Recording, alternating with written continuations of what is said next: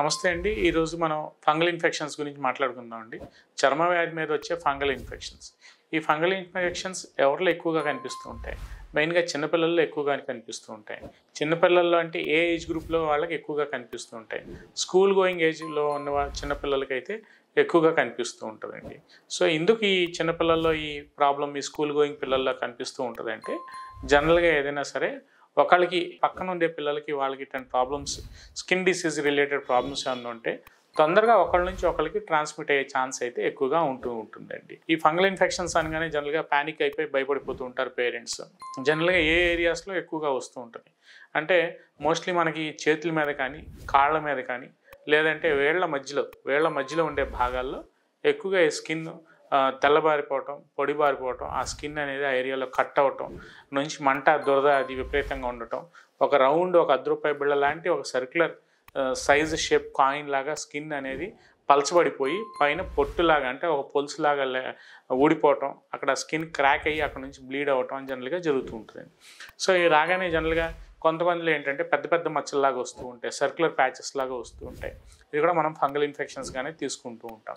So వీటికి మెయిన్గా రావడానికి గల ముఖ్య కారణం ఏంటంటే ఏదైనా తడి బట్టలు వేసుకున్నా, లేదంటే ఇందాక నేను చెప్పినట్టు పక్కన పిల్లలకి ఎవరికైనా ఉంటే ఆ పిల్లల ద్వారా ఈ నార్మల్ పిల్లలకి అంటుకోవడం వల్ల కానీ జనరల్గా ఈ ఫంగల్ ఇన్ఫెక్షన్స్ అనేవి వస్తూ ఉంటాయి. లేదంటే ఫుడ్ హ్యాబిట్స్లో ఏమన్నా ఎక్కువగా ఈ నాన్ వెజిటేరియన్ స్వీట్స్ ఎక్కువగా తినటం వలన కానీ లేదంటే ఏదైనా సరే ఈ అన్హైజీనిక్ ఫుడ్స్ అవి ఎక్కువగా తినటం వల్ల కూడా ఈ fungal infection related skin diseases అనేవి ఎక్కువగా వస్తూ ఉంటాయి. మనకుండే అలవాట్ల ప్రకారంగా మనకి ఫంగల్ ఇన్ఫెక్షన్ అనగానే పక్కన ఏదో సమ్ మెడికల్ షాప్కి వెళ్ళి ఒక ఫంగల్ ఇన్ఫెక్షన్ ఆయింట్మెంట్ ఏదో తెచ్చుకుని పైన రాసుకుంటూ ఉంటాం. అది రాసుకున్నప్పటికీ ఆ వారం రోజులకో 10 రోజులకో ఆ అప్లికేషన్ అంటే ఆ ఎక్స్టర్నల్ అప్లికేషన్ ఉంటారు అది తగ్గి మళ్ళీ గ్రాడ్యువల్గా అక్కడ తగ్గినా మళ్ళీ వేరే చోట ఇంకొక చోట కొత్త చోట మల్టిపుల్ ఇరప్షన్స్ అనేవి మల్టిపుల్ రౌండ్ సర్క్యులర్ ఇరప్షన్స్ అనేవి పింక్ కలర్ ఇరప్షన్స్ రావటం, స్కిన్ అనేది కట్ అయిపోవటం, పొల్స్ అనేది ఊడిపోవటం, అది ర్యాపిడ్గా స్ప్రెడ్ అయిపోవడం అనేది జనరల్గా జరుగుతూ ఉంటుంది. సో ఇట్లాంటి వాటిలో మనం జనరల్గా చెప్పుకుంటే తామర తెలుగులో చెప్తూ ఉంటాం.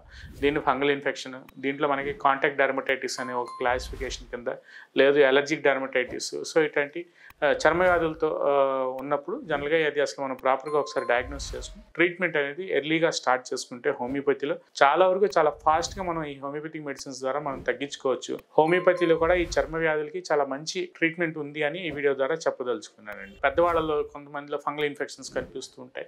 సో దానికి గల మెయిన్ ముఖ్య కారణాలు ఏంటి అంటే మనం చిన్నపిల్లల్లో చెప్పుకున్నాం, అలాగే ఇప్పుడు పెద్దవాళ్ళలో కూడా చెప్పుకోవాల్సిన అవసరం ఎంతైనా ఉంది. దీర్ఘకాలిక వ్యాధులతో బాధపడుతూ ఉంటారు అంటే డయాబెటీస్ అంటే మధుమేహం, అన్కంట్రోల్ షుగర్ లెవెల్స్ ఉన్న వాళ్ళల్లో కానీ లేదంటే రక్తపోటుకి మందులు వాడుతున్న వాళ్ళల్లో కానీ లేదంటే ఏమైనా గుండె సంబంధిత మందుల్లో మెడిసిన్స్ వాడుతున్న వాళ్ళలో కూడా ఈ ఫంగల్ ఇన్ఫెక్షన్స్ అనేవి ఎక్కువగా కనిపిస్తూ ఉంటాయి. ప్రాపర్గా మీరు ఒకసారి డాక్టర్ గారికి ఈ ఫంగల్ ఇన్ఫెక్షన్ అనేది మీరు ఏదైతే సిస్టమ్ ఆఫ్ మెడిసిన్స్ ఏదైతే వాడాలనుకుంటున్నారో మీరు ఒకసారి అప్రోచ్ అయినప్పుడు మీరు ఏవైతే మెడిసిన్స్ వాడుతున్నారో లేదంటే మీకుండే దీర్ఘకాలిక వ్యాధులతో మీరు ఏమైనా ఇబ్బంది పడుతూ ఉంటే ఆ దీర్ఘకాలిక వ్యాధులతో బాధపడే సమస్యలు ఏముంటాయో అవన్నీ ప్రాపర్గా డిస్కస్ చేసి దాంతోపాటు మీరు ఒక నార్మల్ హెల్దీ లైఫ్ స్టైల్ ఏదైతే ఇందాక నేను చెప్పినట్టు ఫుడ్ హ్యాబిట్స్ మార్చుకుని కొద్దిగా మనం పర్సనల్ ప్రికాషన్ హైజీనిక్ మెజర్స్ పాటించుకుంటూ హోమియోపతిలో స్కిన్ మీద చాలా మంచి రెమెడీస్ ఉన్నాయి. గ్రాఫైటిస్ అని, హెపార్సల్ఫ్ అని, లైకోపోడియం అని, నాట్రమ్ సల్ఫ్ అని, కాలిఫాస్ అని, ఇలా మంచి స్కిన్ రెమెడీస్ ఉన్నాయి. సో ఇట్లాంటి వాటిలో మనకి ఏది ప్రాపర్గా సూటబుల్ అవుతుంది ఈ ఫంగల్ ఇన్ఫెక్షన్ తగ్గించుకోవడానికి అనేది ఒకసారి ఎవాల్యుయేట్ చేసుకుని ట్రీట్మెంట్ అనేది స్టార్ట్ చేసుకోగలిగితే చాలా వరకు ఈ హోమియోపతిక్ మెడిసిన్స్ ద్వారా ఈ ఫంగల్ ఇన్ఫెక్షన్స్ని మనం అరికట్టుకోవచ్చు అని నేను ఈ వీడియో ద్వారా చెప్పదలుచుకున్నాను.